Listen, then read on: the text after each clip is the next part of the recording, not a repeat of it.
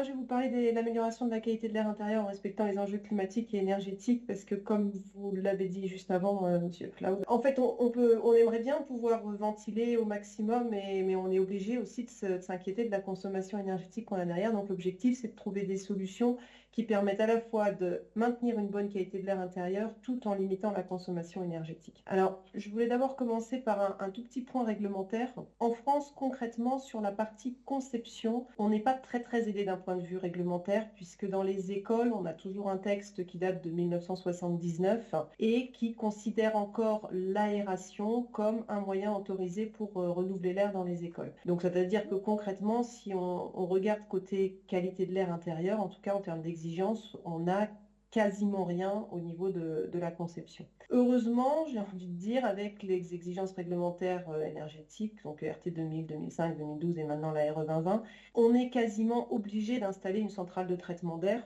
donc un système de ventilation, pour réussir à tenir les exigences des réglementations énergétiques. En plus de ça, bientôt, on espère, on va avoir avec la nouvelle directive, donc la DPEB, qui a été publiée en 2024, l'obligation de prendre en compte véritablement la qualité de l'environnement intérieur dans la phase de conception et ensuite de la monitorer.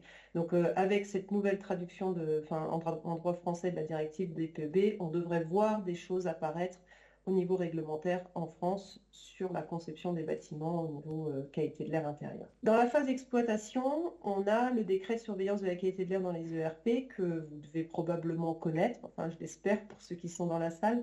Malheureusement, c'est un décret qui est encore assez peu connu, qui est assez peu appliqué. Nous, on a fait les sondages en région Auvergne-Rhône-Alpes. Et quand on demande est-ce que vous connaissez le dispositif de surveillance de la qualité de l'air de la QAI aux collectivités, on a encore 20% de répondants qui disent non et 20% qui disent non, pas vraiment, mais ça m'intéresse quand même. Et puis quand on demande s'il est appliqué, on a 30% des répondants qui disent non, 30% qui disent je ne sais pas, et seulement 40% qui ont véritablement commencé à appliquer le dispositif dans les 2 dernières années. Donc on a vraiment voilà, un déni sociologique du côté de la qualité de l'air intérieur et on a seulement voilà, un bâtiment sur deux ou trois, enfin un bâtiment sur deux ou trois qui n'a pas de ventilation conforme. En plus de ça, quand on regarde les exigences réglementaires, on s'aperçoit qu'elles sont très faibles par rapport au reste de l'Europe. On est globalement un petit peu dernier de la classe. Et quand on regarde la comparaison entre les écoles et les logements, eh ben dans les logements, depuis 1983 en France, tous les logements neufs sont équipés d'un système de ventilation mécanique contrôlé pour contrôler l'humidité et le développement des moisissures, alors qu'on a seulement 15% des écoles françaises qui sont équipées de systèmes de ventilation. Donc il y a vraiment une urgence à agir sur le secteur scolaire, c'est pas le seul hein, évidemment, mais comme ça concerne les enfants, forcément c'est un de ceux sur lesquels il faut agir en priorité. Et donc, il faut vraiment se rappeler qu'il ne faut plus rénover de bâtiments sans installer de système de ventilation. Dès lors qu'il y a une rénovation qui est mise en place dans un bâtiment, il faut installer un système de rénovation. Concrètement, voilà, agir sur la qualité de l'air intérieur, ça consiste en quoi? C'est d'abord réduire les sources de polluants, utiliser des matériaux, des produits peu émissibles dans les bâtiments, ça c'est la première chose. Mais on ne peut pas tout résoudre en réduisant les sources de polluants. Il faut aussi forcément renouveler l'air puisque il y a forcément de la production de polluants à l'intérieur du bâtiment, y compris des aérosols infectés, comme on discutait avant, puisque forcément qu'il y a des occupants dans le bâtiment qui peuvent potentiellement être malades. Donc, et pour ça, il faut forcément mettre en place un système de ventilation, et j'insiste sur le mot ventilation. La ventilation et l'aération, c'est deux choses différentes, je vais vous l'expliquer après. Et donc, si on veut efficacement renouveler l'air, il faut mettre en place un système de ventilation. Il peut être mécanique, naturel, hybride, mais il faut que ce soit un système de ventilation et pas juste de l'ouverture des fenêtres. Et éventuellement, on peut être amené aussi à avoir besoin de filtrer l'air, donc filtrer l'air insufflé ou épurer l'air à l'intérieur du bâtiment. Ça peut dépendre du contexte, hein, mais en région Île-de-France, c'est probablement quelque chose à mettre en place. Donc, je vous disais, aération et ventilation, c'est deux choses différentes. Et là, je vais vous présenter les résultats d'une petite étude qui nous a montré ça de manière assez évidente. Donc, on a suivi 10 établissements scolaires, un lycée, 4 collèges, 5 écoles, 3 bâtiments tertiaires, 2 bureaux, un centre commercial. Et on a formé les gens vraiment sur place. C'était juste après le Covid, on était sur les années 2022-2023. On leur a dit, voilà, il y a ou il n'y a pas de système de ventilation dans votre bâtiment. S'il n'y a pas de système de ventilation, on vous explique ce qu'il faut faire. quel protocole d'aération il faut mettre en place. Donc, on est allé sur place, on les a formés, on avait des présentations, on leur a expliqué les enjeux, et c'était des gens qui étaient moteurs et motivés pour l'étude. Donc, c'est-à-dire que là, on était un petit peu ce qu'on peut atteindre comme le mieux en termes de sensibilisation et de connaissance des occupants. Et donc, on a monitoré ce qui se passait dans les bâtiments avec système de ventilation et dans les bâtiments sans système de ventilation, mais dans lesquels véritablement il y avait un protocole d'aération renforcé avec des gens qui étaient formés. Et là, ce que vous voyez, c'est les moyennes de concentration, donc ici en COV et ici en CO2. Donc la ligne rouge, c'est la moyenne et les courbes comme ça, c'est l'écart type.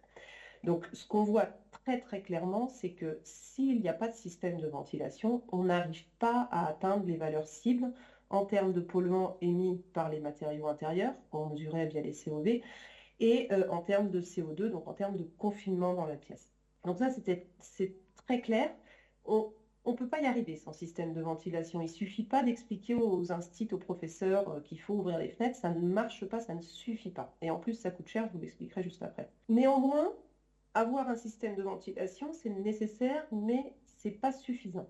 Donc là, vous avez sur ces graphes les niveaux de CO2 moyens dans les pièces dans lesquelles il n'y avait pas de système de ventilation, donc c'est les points jaunes que vous voyez en bas, et les points violets, c'est les établissements scolaires avec des systèmes de ventilation double flux. On s'aperçoit qu'on a encore beaucoup, malheureusement, de systèmes de ventilation qui ne fonctionnent pas comme ils devraient fonctionner. Normalement, la réglementation, elle est à 15 ou à 18 en fonction des systèmes. On a beaucoup de systèmes qui ventilent moins que ça. Donc, c'est-à-dire que mettre un système de ventilation, c'est nécessaire, mais il faut aussi s'assurer que le système est régulièrement vérifié et bien maintenu. Il faut changer les filtres une fois par an, si c'est un système double flux avec récupération de chaleur. Et voilà, il faut entretenir le système, ça c'est nécessaire. Ensuite, on sait faire l'inspection des systèmes de ventilation. On a un protocole qui existe, c'est le protocole premier-tertiaire. Vous pouvez le télécharger, il est disponible gratuitement. Donc, c'est possible de mettre en place ce protocole de vérification du système de ventilation par les équipes techniques dans les grosses collectivités. Pour les petites collectivités, ils peuvent faire appel à des mesureurs extérieurs. Il y a la qualification Calibat qui permet de répertorier tous les inspecteurs de systèmes de ventilation. Et donc voilà, donc ça existe. Et de toute façon, il faudra le mettre en place puisque la directive européenne de performance énergétique des bâtiments va imposer une inspection obligatoire des systèmes tous les 3 à 5 ans. Donc ce sera à retranscrire en droit français, pour l'instant c'est que dans la directive européenne, mais il va falloir de toute façon mettre en place cette inspection régulière des systèmes de ventilation. Donc autant anticiper la réglementation. Donc je vous disais, pourquoi ne pas juste ouvrir les fenêtres? Parce que ça ne marche pas et en plus ça coûte cher. Donc en mettant véritablement en place 5 minutes toutes les heures plus 5 minutes à chaque récréation. Concrètement, par rapport à ce qui est fait actuellement, qui est de l'ordre de 5 minutes toutes les 2 heures, on a un surcoût de 2 à 4 euros par élève et par an, donc ce n'est pas complètement négligeable. Alors que si on met en place une ventilation double flux avec récupérateur de chaleur, par rapport à aérer 5 minutes toutes les 2 heures, ce qui n'est déjà pas suffisant, on a un gain économique de 6 à 7 euros par occupant et par an. Et donc en plus un gain social, une meilleure santé, moins d'absentéisme, une meilleure productivité, etc. Donc on n'a absolument aucun intérêt à ne pas le faire, que ce soit énergétiquement ou en termes de qualité de l'air intérieur. Donc conclusion, voilà, il faut réussir à installer des systèmes de ventilation mécanique ou hybride dans les écoles, éventuellement naturels s'ils sont bien conçus, mais c'est pas forcément simple. C'est le meilleur compromis qu'on connaisse pour concilier énergie et qualité de l'air intérieur, à condition de les vérifier régulièrement, évidemment. L'ouverture des fenêtres ne suffit pas. Un système à installer est à définir au cas par cas, j'insiste là-dessus.